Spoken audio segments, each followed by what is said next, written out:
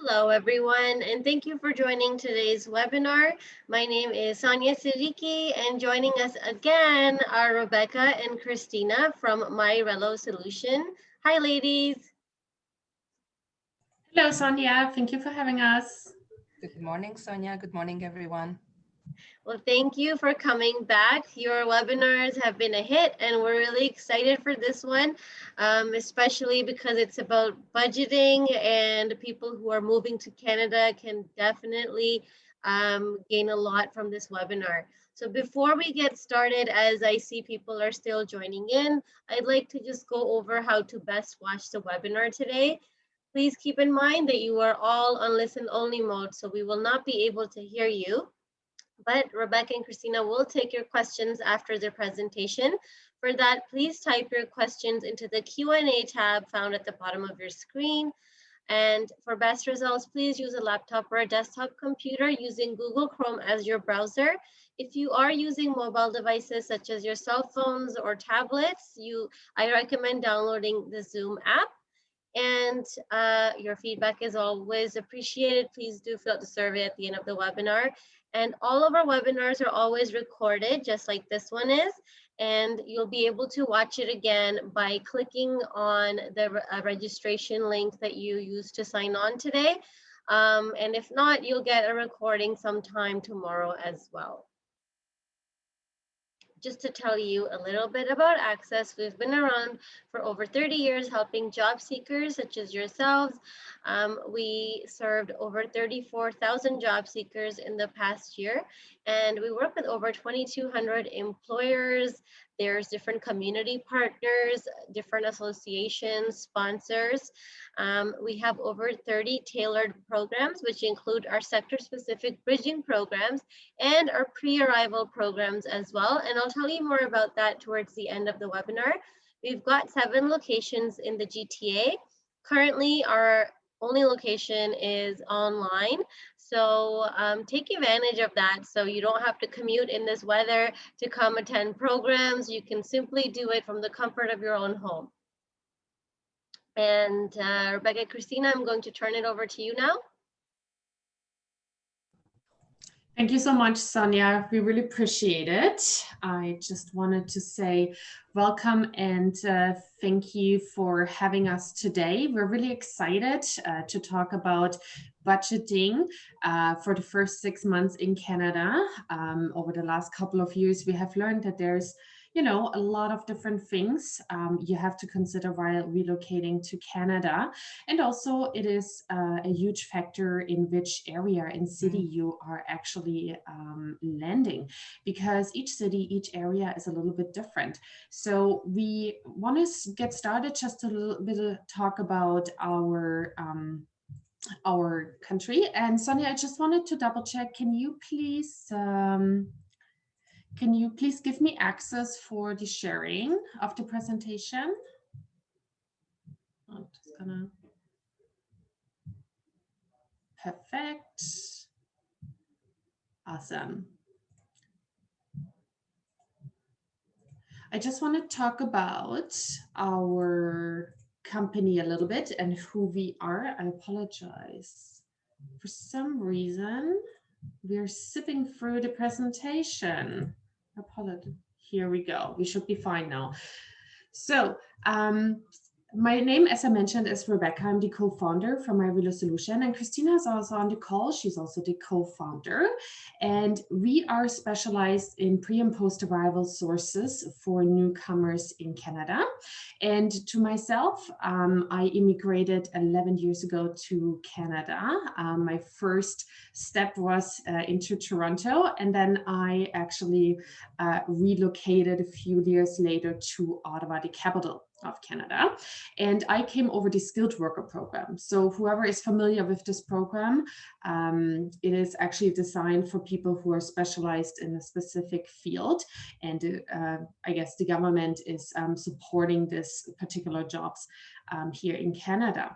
And I'll just pass it on to Christina quickly, just to talk about herself and her experience.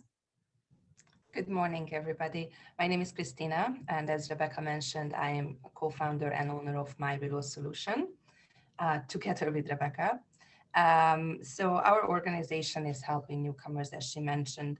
We have, our own immigration stories. I immigrated to Canada 10 years ago, but I came through the family sponsorship program. So it's very different from Rebecca's journey. And I'm based in Western Canada. I arrived to Calgary and I lived in Calgary ever since. Our goal with both the presentation and with our company and services is to help newcomers' journey. There is a lot of concern, there is a lot of stress, a lot of information about, how to immigrate to Canada, and then once you arrive, how to settle down in your new life and how to start a new life here. So pretty much everything that we do is to support all the concerns, all the questions, and to make sure that everybody is ready and aware for a new start. So today we are going to be talking about how to budget for your first 6 months. So yes, the government is requiring for you to have certain funds when you arrive to Canada, but those funds are to support your life, but we're gonna be talking about every single detail that we had to think about, and some of that we were not actually aware of. So Rebecca is going to cover the first part of the presentation, and then I will talk about other points a little bit later. Thank you. Thank you, Christina. So let me just explain a little bit more about our sheet and how the calculations were based on. So as you can see to the left-hand side, there's the categories. So it goes per category. Then on the right-hand side is the family of 4 based on 2 children, age of 5 and 9. And then in the middle part is an individual adult. So we kind of put it into 2 different categories based on the regular, kind of experience we have with our clients as well coming here to Canada. So if you're an individual, please refer to the blue highlighted portion, and then of the red columns is based on a family. Of course, prices vary, so we have based our pricing on the actual kind of numbers we have experienced in the last couple of years. We have also in that column divided between the cities. Why is that important? As I said earlier, each province, each city has their own pricing. Some of them are more expensive as other ones. So just based on the history, we have chosen one city is Vancouver on the west coast, then Toronto, Ottawa, Ontario, and on the east, and then Montreal, because we have also, of course, clients coming through the Quebec skilled worker program. So that's also just a good idea and a good understanding what you need here in coming to Canada. So first of all, when you come to Canada, of course, most of the people think about accommodation. So accommodation is very important. Of course, you want to consider where to live. So there's different options. At this point, we have noted the furnished apartment rent. Why we have done that is because most of you don't bring furniture. They come with possibly just suitcases. They don't yet have all the setup. The reason why that is a good solution for newcomers, and we explain that also on our webpage under the housing tab at My Real Solution, there's also the different options, how you can rent and which options are available to you. Most of the generated usual accommodation 1 year plus, you would require an employer. You need to confirm that you have sufficient funds, that you have a banking account with a bank history, credit score. So most people do go with the furnished apartment solution for the first 3 months. So this is how we base it. And then underneath, we said rent free till 6 months. So as you can see, let's say as an individual, as an example, for the first 3 months in Vancouver as an individual in furnished housing apartment, you're looking roughly at around 9,300. This is just an average. This is out of our experience we have. In Montreal, you're looking at 7,500. Toronto and Ottawa, you're looking at roughly 8,400. If you're looking at a family of 4, you're looking at different columns like 1,300. So of course, as a family, it goes up. So the good thing is with a furnished apartment as an option, you have like hydro possibly included, you have TV included, you have internet included. So really think about what you do first for your first steps here in Canada, what options on housing you have, because that can also save you a lot of money, not going into another option because you have that already. As well as it's very important, just as a little tip and tricks, we always say that if you use furnished apartment solutions, you can actually apply for your documentations while you're staying there, because moving while you are staying here and waiting for your social insurance number and any other documents, it's a big of a challenge and it's a hassle. So think about it. And if you have any question, feel free to send that into the chat box and the Q&A questions as well. Then, of course, if you are looking later on into renting an apartment for longer, let's say 6 months or 1 year, you have to think about rental insurance. So if you do rent an apartment, you have tenant insurance or house insurance. Depends on how big your family is or if you're an individual. The same comes to utilities. Utilities such as water, gas, hydro, repairs, or any of that stuff, it can be pretty pricey and depends on in which area you live, such as, you know, if you go to the western part where Christina is, the winters are very, very harsh. That means that your utility, your hydro, can be really, really expensive. But then you also have the summertime. So the summertime comes in with, you know, a lot of heat. So you need air conditioning because it can get really, really hot. And you don't want to live in an apartment where it's like, you know, 30 or 40 degrees inside and you can't breathe. So consider utilities. And as you can see, there's not a big of a change for the single or the family, just because it's based on the square footage we have here in Canada. Another thing is to consider cable. So cable is anything of TV. In countries, let's say in Europe, where I come from Germany, we do have, you know, one provider, but here in Canada, you can choose different providers. You can also choose, you know, Netflix, you might know, or any other, you know, Amazon or any of that. So just think about it, which provider you might want to choose. If you go with the standard like Rogers and Bell we have here in Canada, their packages can cost you up to $100 a month. So really dig it deep, what is important to you. Internet is also, you know, a very costly expense here. Coming from Europe, prices are really cheap compared coming to Canada. I was very, very shocked that when I, as an example, when I paid, like say 10 euros at the time for my phone, here when I came, I had to consider about $100 or $150 per month, you know, as the end cost. It's scary. This kind of prices was really scary to me, and it was very surprising. I did not budget that in at the first time. We were able to find some good providers in the meantime, and also contracts there just go from month to month if you don't want to do a yearly contract. But one of the things, of course, is internet, because internet you need for your job search, you need for research, you need to connect with people, especially in COVID times. So just really make sure that you budget that in. Furniture.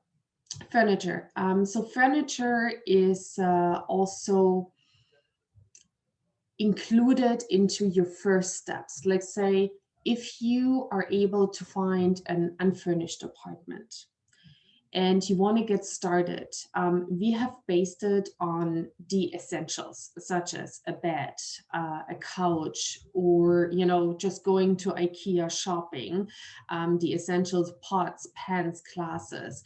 If you are looking into that, we calculated roughly for an individual 3,000 and for a family about 4,000. There's nothing really fancy about bringing this, but it also gives you a good idea. And the reason why we have listed this is, think about if it makes sense, if you do the step to come to Canada, does it make sense to bring your furniture to Canada? The reason why that is important is when I did the step and moved to Canada, I calculated how much did it cost me to bring per container, over the ocean in this case. How much does it cost you to actually bring the container to Canada with your belongings if you don't know yet in which apartment or house you might be moving? Does that furniture actually fit? Another surprising thing I also found with that is, when I moved from Europe, we don't have closets included or available in the apartments, as such as kitchens. So we had to bring in from Europe, in Europe, we always had to bring closet space, dressers and all that. And we had to bring also and to buy our own kitchens. In Canada, most of the time, to 90%, appliances are included, such as the fridge, the washer, the dryer, the oven. It calls the 5 top appliances. And this is something you really have to think about. It does it really make sense to bring your belongings? They may fit in your current apartment or house at home, but does it really make sense to bring it here to Canada and have maybe sell the items you have in your home country and start new here in Canada? Because that might be a better solution. I have done this. I actually came with 2 suitcases, and it helped me a lot in the beginning, because you are on the move. And if you're on the move, you don't always want to bring things and move things, because that can be expensive in the long run. Just as a little tip on the side. Then Christina and I talked about a lot of food grocery shopping. Another thing what really shocked me coming from Europe, food prices are very expensive. In Canada, especially in the wintertime, because a lot of the products have to be imported from Mexico, South America, and the US. So if you're used to having really decent prices or going to the market, that's one of the things what can throw you off, especially as a family. So really make sure that you do some, investigation about how much your family would need to survive on groceries, because that's a big portion. The housing and the food will be a big portion to your budget. Another part is transportation. So transportation is based on public transportation. That means bus passes. That also, your transportation will depend on if you are living in the downtown core or outside. So if you are capable of using public transportation, that's a good thing for the first start. But most of the things here in Canada, if you do not choose to live completely downtown due to the cost of renting or purchasing, then you may have to consider later on having a car, because getting around here in Canada requires a car. I had learned that very quickly, even when I moved to Toronto. I had used the public transportation, but if I wanted to go anywhere outside or do anything, a car is necessary in Canada if you want to be flexible. If you just want to be downtown core, that's fine for the beginning, but you may get bored after half a year or year. So we do have a lot of more information on our website as well if you have any question. So at this point, I'm just going to pass it on to Christina for the second part of the presentation. Yes, thank you so much. I would just like to add a couple of things to what you said. Number one is that The prices that we show there, unless it's a one-time purchase, are based on 6 months. So this is what you need to budget for the whole duration, not on a monthly basis. So that's one, if that was not clear maybe for somebody. And number two is that you mentioned, Rebecca, that you came with 2 suitcases. Wow, I moved to Canada from the Middle East, and I packed up a 5-bedroom house and shipped it to Canada. And I have to say, number one, half of my furniture did not fit into the place that I was renting. So I had to get rid of a lot of them. Number two, the sizing when it comes to, let's say, beds, it's not the same. So what I did is that I brought my bed frame, but I did not bring my mattress. And I had a king size bed, but the king size mattress in Canada did not fit the king size bed frame from the Middle East. So I had to buy a new one. A lot of the electronics in the kitchen, they don't work on the same voltage, right? So I couldn't actually use them, and I had to get rid of them as well. So you really need to consider when you are moving what makes sense to bring and what doesn't. And you have to think about, does the plug looks the same? Is the voltage the same? The sizing the same? So so yes, it's definitely a big task when you are moving to Canada. All right, let's move on. Now we're going to be talking a little bit about schooling and children. So obviously for individuals, this is not going to be something they need to budget with, but for families for sure. So in this exercise, we consider that the family is going to have 2 children, one age 5 and one age 9. So both children would be already in school, the smallest one or the smaller one in kindergarten and the other child in elementary school. Now, I'm sure that most people know that tuition itself and public schooling is free in Canada, which is true. But there are still some school fees that people need to consider and budget and think about. It's not very expensive. It's a couple of $100s, but there might be occasions where, there are school photos that you need to pay for. Or maybe there is like a guest, a teacher or speaker, an artist or somebody doing a workshop in a school, and there might be an extra fee for that. Or there is a field trip, or, maybe you need to buy, I don't know, a calculator, a gym shorts, some smaller items. So it's still something to keep in mind. Now, school fees, they change from province to province. So here we are comparing, of course, Vancouver, British Columbia, Montreal, Quebec, Toronto, Ottawa as Ontario. Busing. Now, your children might take a school bus.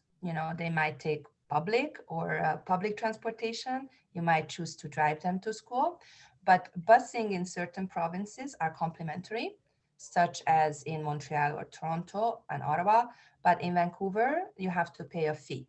In Alberta, you have to pay a fee. So before you disregard as, it's not an expense, I would double check depending on which province you're going to, whether there will be charges or not. Another item that people, I'm not sure if they are aware of when they are coming to Canada or not, is that while schooling is free, public schooling, childcare is not. So children are in school from the age of 5. So before of the age of 5, you definitely need to take care of childcare, especially if both parents are working. So your children would be in full-time childcare. Once they go to school until the age of 12, you will still need to arrange some sort of a before and after school care for them if both parents are working. Childcare can be a very expensive ticket, especially when the kids are still full-time in childcare, and if you have more than one child who needs to go. So now there are subsidies. So for families who have a lower income, the government is offering some subsidies. So you can always apply for that and get help. And just to keep it in mind that typically every fee that you pay for your children, whether it's a childcare or a busing fee or student fees, or in some provinces there are noon supervision fees during school time, those are all tax deductible. So, which is a great thing, because at the end of the year, when you pay your taxes, the government typically gives back some money. but you still need to first pay all of this when you come. Now for medical, we didn't really put any prices there, but I want to talk about private medical coverage. So when you come, you are covered by provincial healthcare. You can apply for your health card. You get it. You can go visit your doctor. You can get blood tests done and all sorts of treatments. If you need to go to the hospital, you can do that. But provincial healthcare does not cover everything. It doesn't cover, let's say, dental, doesn't cover vision, doesn't cover chiropractor, massages, anything like that. So depending on your situation and your family's health situation, you might want to consider getting a private medical coverage. Now, once you start working in Canada, there are a lot of employers who are going to be offering this extra private coverage. In some cases, they will pay part of it. In some cases, they might even cover everything. It really depends on your employer. So if you're going to start working, soon after you arrive to Canada, you might get this coverage through your employer, but just think about it. I gave you an example. I have 2 children. They typically would fit in this 5 to 9 age. And it's a family of 4. I was working for an employer and I got dental and vision coverage. And here in Calgary, the whole plan was around $200 a month. And out of that, my company was paying 70% of it. That's one example, but there can be so many different versions of this. So just keep it in mind if you need to think about extra coverage for the first 6 months. Now, the next one, recreation and sport. So in Canada, people are typically very active. Usually they love outdoors. And as soon as the weather allows it, people are out biking, hiking, running, walking, all sorts of things. When it's cold, so during winter time, most people, they do have a gym membership. So if you're just gonna go for a gym membership where it's really just about, having a couple of cardio machines and the weights and stuff, that's one type of membership fee. In this exercise, we assumed that the person is going to be joining YMCA. So YMCA offers, of course, a lot more facilities than just the gym. There is a pool that people can use. There is a basketball court. There are change rooms, showers, all sorts of other options. So we consider that somebody will be joining YMCA on a monthly full membership. So this is the prices that would cover that.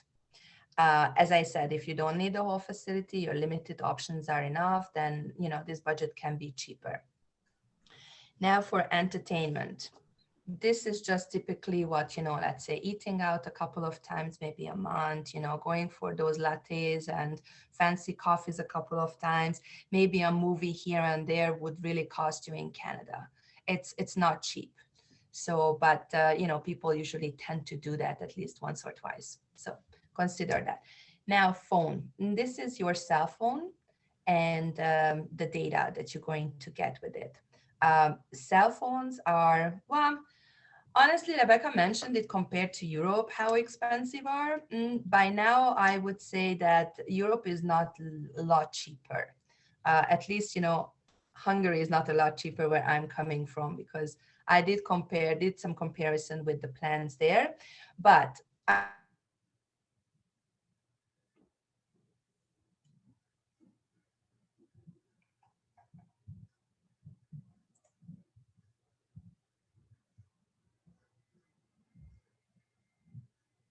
and a fairly high, like, can you hear me? I'm sorry, somebody just messaged. Yes.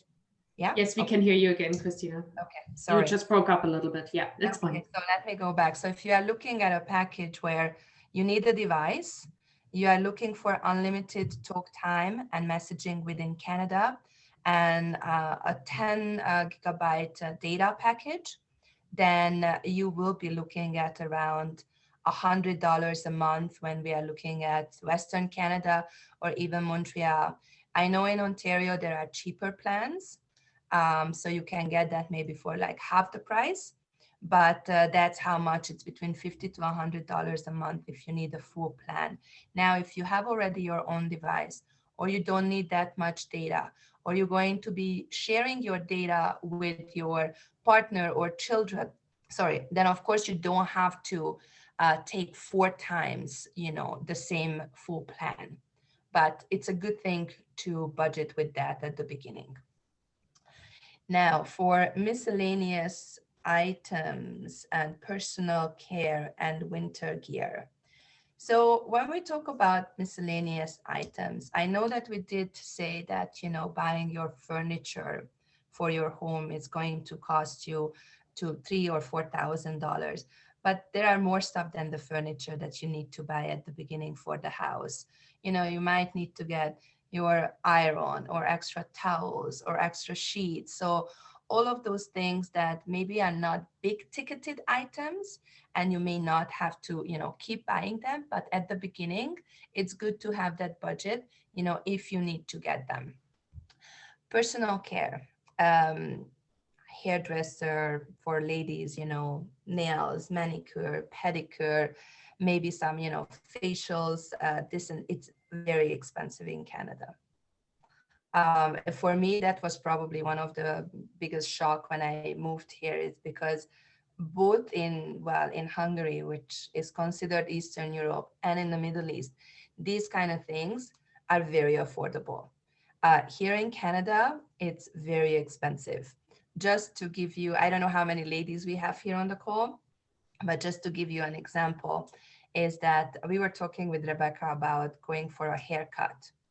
It's easily at least $100, $150, a basic haircut. There are no highlights, there is no coloring, there is no nothing. So just think about it, in 6 months, how many times you might need to go. Same thing, for getting any kind of.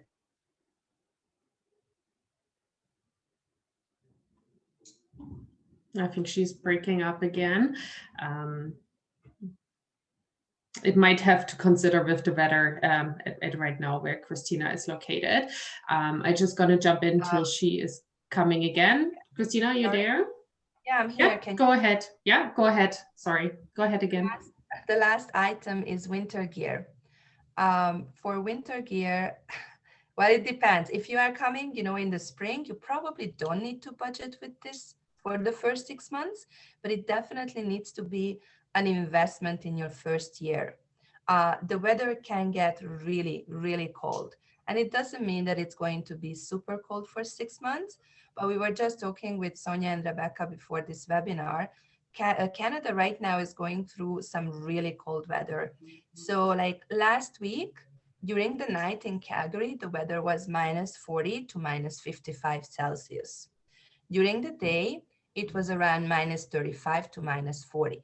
Now it only lasted 2 weeks, and now thank God the weather is warming up. But for that kind of weather, you need good winter gears. So you will need good winter boots, winter jacket, snow pants, of course, hats and gloves and scarves and all of that. But it's probably not going to be like, a one-time investment forever, but you don't necessarily need to rebuy these items every year. But when you come, it's an investment that is going to be worth your money, and it's really necessary in Canada. And I believe that was our last item, but Rebecca, I don't see the bottom, the totals. The totals, yeah, it's there. Actually, it's there. So we do have on the bottom the price items. So we calculated roughly, let me just go back, sorry about that, about between $20,000 and $25,000 for an individual for the first 6 months. And then for a family, it ranges between $36,000 till $50,000 per family. And again, this is just estimates. Of course, when you come as a newcomer to Canada, you try to save as much money as possible. This is an average, but this is based on our experience and based on our knowledge of what we as a person spend. and each person is different, right? Christina said it, like personal care, winter gear, things, or even recreational sports. You might choose not to, join a gym, but you will, at some point, you will join that because you need to do something in the winter, because you might not like to be outside in the snow. You might to be somewhere inside where it's warm, but you like to do something with the children. So again, each of these points are valuables and can be, used in different way, but it gives you a good overview of how much things cost and what you have to budget for. And each city, of course, in each region has their own things, but that's kind of a good average for everything at this point. Sonia, I just gonna pass it on to Sonia again for the questions, and we may gonna use the last 30 minutes to just go into Q&A and just answer some more questions. Sorry, before we pass it on to Sonia, somebody asked, yes, the totals are for 6 months, and for the families, it's the total for the whole family. One more thing is that also keep it in mind that you probably will start working in the first 6 months in Canada. We did not take that into consideration. And now I will pass it on to Sonia for questions. Thank you, ladies. So we've got a few questions here, and we'll give people some time to type their questions in as well. Why is Atlantic Canada left out of the spreadsheet? Sorry, come again? Atlantic Canada, like Halifax? Do you mean yes, like yeah. Halifax? Halifax, you kind of can compare with Montreal. I'm sorry. We try to focus on the main point of entries for immigrants to Canada. So the top city is Toronto, then comes Vancouver, Montreal, then Ottawa. So, and these tend to be also the more expensive places. So that's why we took these as an example and not Atlantic Canada. Exactly, but you can reference to the Montreal prices and quotes we have, if that helps at all. Thank you. And the cost of like the utilities, cables, groceries, is this per month, or are you talking about a 6 month or annual? It's for 6 months. So the cost is for total for 6 months. Total for 6 months, okay. And okay, we answered that as well. Can you please elaborate a bit about rental insurance? Rental insurance. Go ahead, Rebecca. Yeah, so tenant insurance, that's what's asked for, right? Rental insurance, tenant insurance comes into play when you rent a place. So when you rent an apartment, you have to pay tenant insurance, such as when there's a water leak, or if there is a fire, or anything what covers your belongings in that apartment. So if something happens, that you can actually, the insurance replaces that. I would like to add to that. So like I'm, for instance, currently renting an apartment. You cannot rent an apartment from a landlord, from a building management company, without having a tenant insurance. As Rebecca said, it is covering for your belongings if anything happens, but it's also covering for any damages in the apartment, so that the insurance company will pay for that, and it's not the buildings or your responsibility.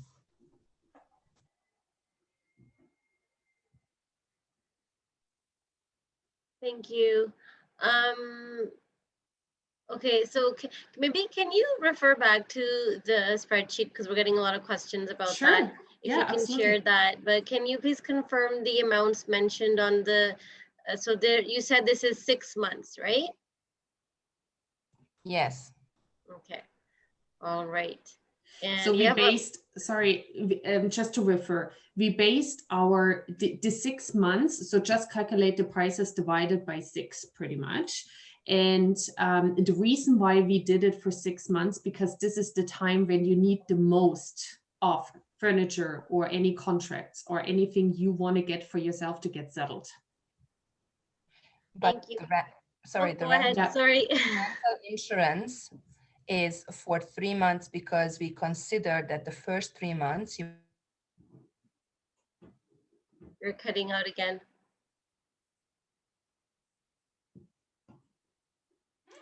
Yeah, I think the weather in Calgary is a little challenging right now. Connections. Next question's actually about Calgary stats. yes. Yes, ask me about Calgary. What is the question? So are there any figures for Calgary? Is it the kind of the same or? Well, it depends what we are looking at.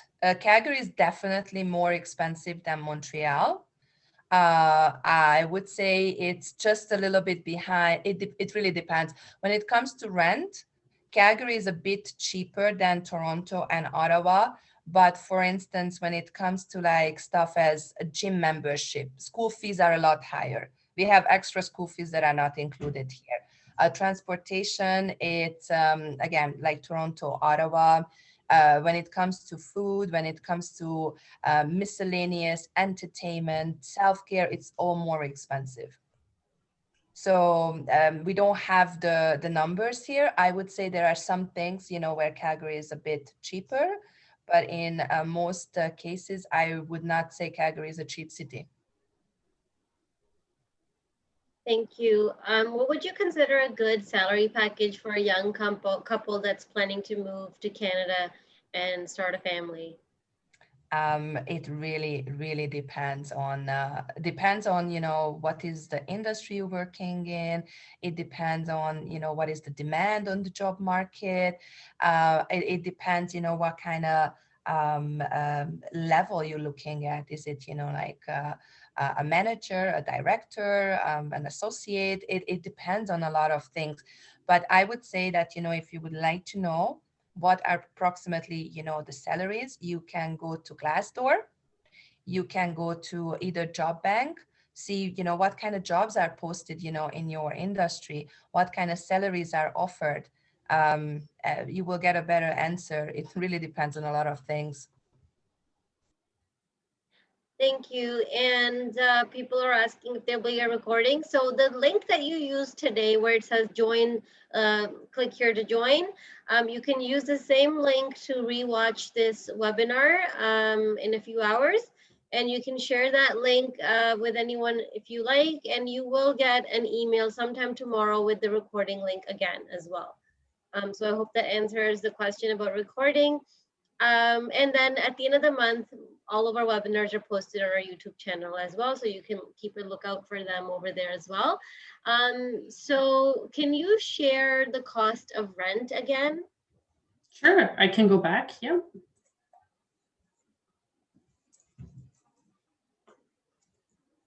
Okay, so it's on the screen for you to take a look at. Sorry, so though you're looking, people. Okay, so is it? I know that we're looking at families coming to Canada, but what about if it's just students? Christina? Yeah, so this presentation is not for students because well, students don't need some of these things. They might be staying on campus. It would be a different presentation. But if there is a student who is interested, they can contact us. Our contact detail is at the end, and I'm sure that we can work out something to provide some information for them. But this is not for students. Thank you. And can you talk about the cost in Alberta? Is it anything close to cities that are mentioned in the presentation? Well, as I mentioned, the rent, I mean, I can go through it. I cannot give numbers exactly, for Alberta because obviously, we did not work that out. I would say rent would be between what is Montreal and Toronto, Ottawa. So the price would be between those two categories. Public transportation would be close to lower again between Montreal and Toronto between those prices. Rebecca, can you change the slide to the next one? Sure. The school fees and childcare will be more expensive than any of these cities. We have extra school fees like a noon supervision that other provinces don't have. The busing is more expensive than Vancouver. I think student fees are as well. I pay at least $300 to $350 for my kids per child.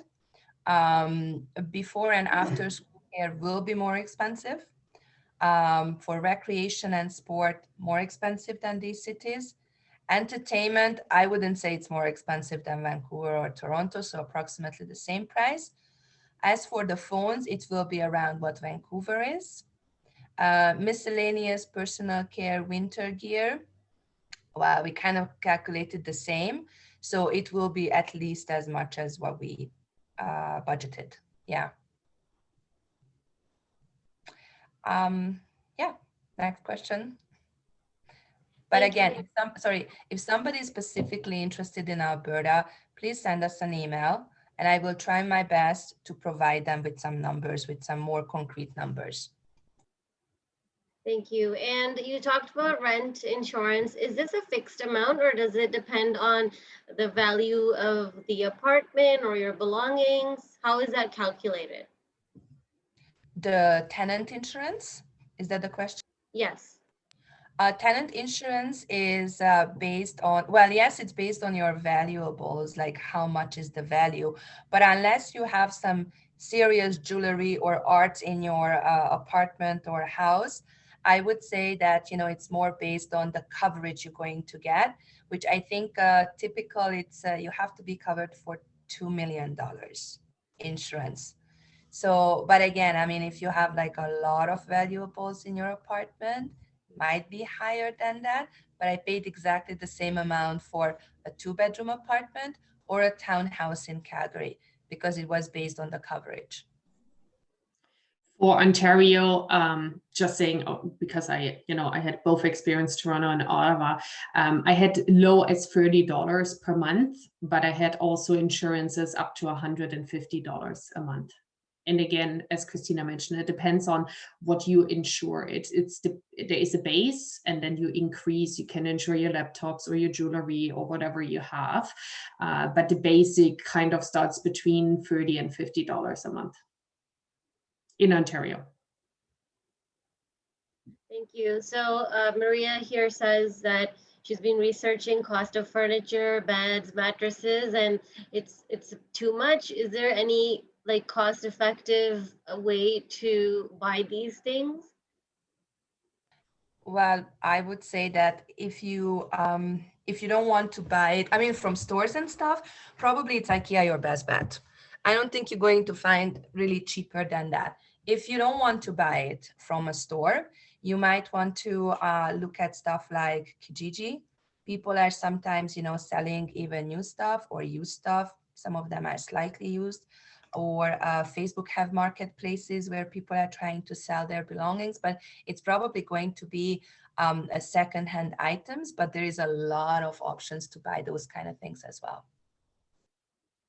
Yeah, I agree with Christina. What we have done is also when we came, we bought the things like the mattresses.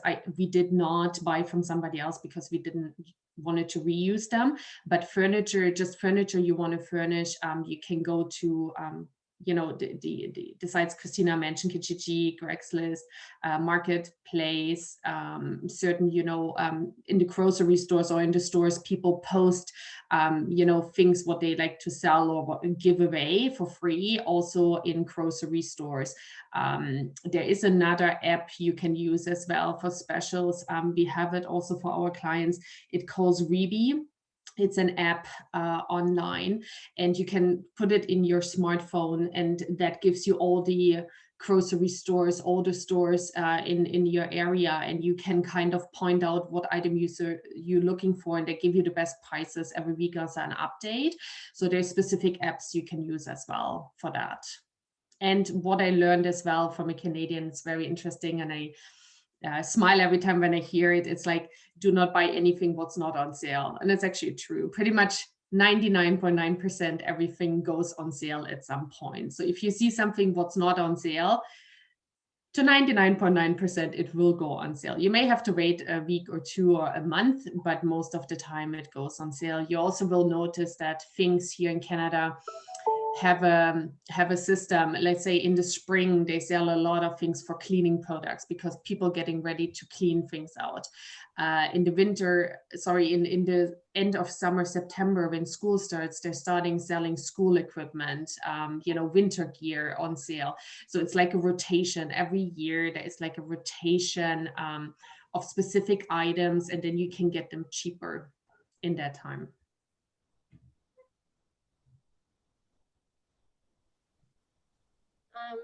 Thank you. And would you be able to give like a rough estimate of 6 months for a family of 6 with 4 children? Where? In Ontario. In Ontario. Well, not from the top of my head. We would have to, research some items and like how old are the children? Do we know? So one of the things Yes, most it was 5 to 12 years. Okay. Yeah.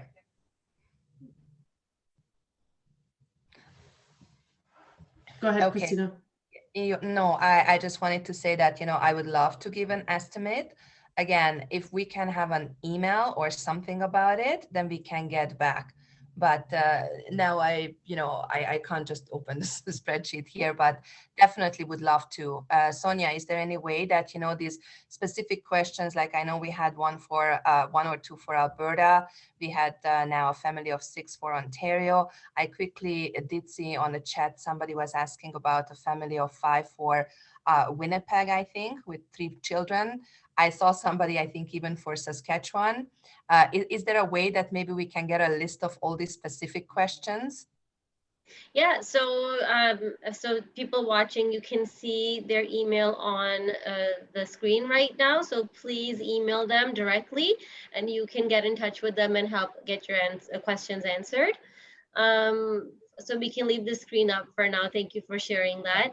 SN has a question asking when do taxes come into play? I'm not sure what you mean by that, so I'll let you elaborate a little bit. And then we're moving on to the next question here. In case of having a car for regular use, like going to work or just weekend activities, what should you consider for car expensive every month? Rebecca, you want to go or would you like me to cover? Like gas Sure. and insurance? Yeah. So let me go back to the taxes quickly. So taxes are due in Canada once a year, usually in March. So when you do your taxes, you have to, of course, get your T4s. That's from the employer, the income what you received, and then from the income, it's calculated. When you have children or child tax and all that stuff. So pretty much at the end of the year, it's calculated, and because you may be a newcomer, your taxes might be lower and your distribution, so you will get tax credits back due to that you have children and other things. Even working from home is also a tax credit. But again, other questions, just send us an email and we can go a little bit more in detail. In regards to cars, so cars are pretty expensive as a newcomer. When I first came, so there are numerous ways and things to consider with buying a car and having the insurance.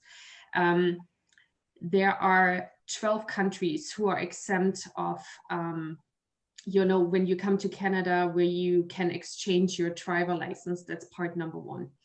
If you are not one of these, then you have to redo your driver license in Canada, and this can take up to 2 years. Depends on your skills and all that, and where you're coming from.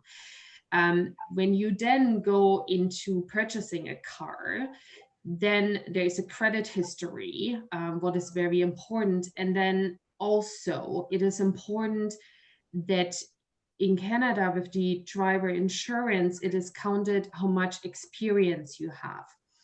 If you as a newcomer, and most of them, let's say 90% are exempt from these 12 countries who have access to that, where there is actually their previous history being, credited on it, such as Germany in that case. The reason why I know that is because I went through the process in that matter, and I got lucky. But if you don't have that, then you have to calculate up to roughly, and again, this is a rough estimate, between $3,000 and $5,000 a year just for car insurance, because you are counted as a complete new driver, and it's going to take you a few years to get down with your driving history in regards to that. So having a car in Canada as a newcomer is a very big expense. And there's a lot more to say to that. And I'll pass it on to Christina to add some more. Yeah, I would say that, if it helps at all, if let's say you are, established in Canada, meaning you can prove your driver's history for at least 5 years, you can prove, you had car insurance policy under your name, no claim, for the past 5 years, and you are driving, you have to calculate at least around, I would say, $700 to $800 a month for a car. That's one person. Now, if on top of that you are a newcomer, and let's say they don't take into consideration your driver's history, or you don't have, you cannot prove that you did have an insurance policy without claim previously, your insurance price is going to go up and up and up and up. It can be even up to, like, let's say $1,000 a month. So that's for having a car for 1 month. You will need a lot of, proper paperwork and backing to get really good prices. And again, if you cannot, prove that you have a good credit history in Canada, meaning that whoever is lending you the money to buy a car on a loan cannot be certain that you will be able to pay every month your car bills, then the car insurance, the mortgage, the percentage is going to be, the interest rate, higher. So you're going to be paying more. Now, if you choose to buy, car on cash and you don't have that monthly payment, that's a different story. So it really depends on your scenario. I would say calculate at least $700 to $1,000, but it may not be that easy as arriving and having a car within a week or two.